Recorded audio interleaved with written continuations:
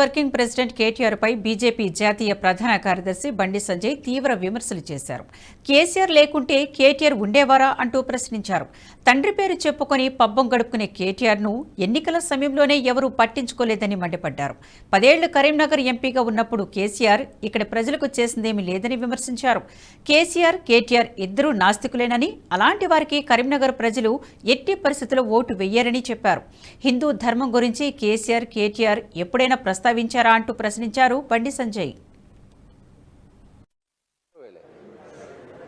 నేను ఏది తీసుకొద్దానికి ఎవరు నేను లెటర్ ఇచ్చినా చూపడతాను. ఆయన నేను ఏది చేస్తా లెటర్ పడతాను చెప్తాను. ఆయన ఇప్పుడు ఆయన 10 సంవత్సరాలు నాడు కరీంనగర్ వరంగల్ రోడ్ స్టార్ట్ చేసిండు. ఎప్పుడు ఆయన స్టార్ట్ చేసిండా? ఎందుకు స్టార్ట్ చేయాలి మరి? ఆయన ఏం చేసిండు చెప్పి? ఆయన తెల్ల బట్టలు వేసుకున్నాడు, నేను చాలా మేధావి అని చెప్పి పబ్లిసిటీ చేసుకున్నాడు. దానికే పరిమితమైన ఆయన.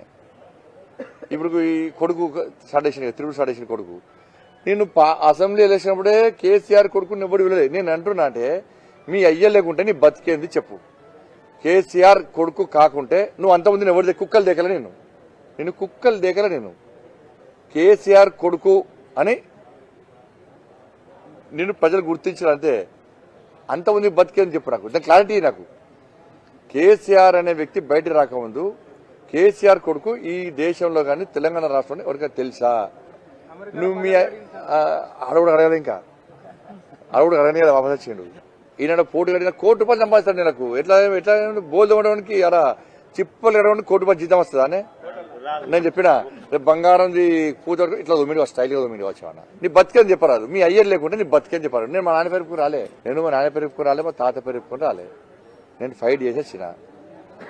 నువ్వేంటి పెద్ద నాస్తికులు ఇద్దరు ఇప్పుడు పోటీ చేస్తా అనుకుంటున్న మేధావి కేసీఆర్ కొడుకు ఇద్దరు నాస్తికులు.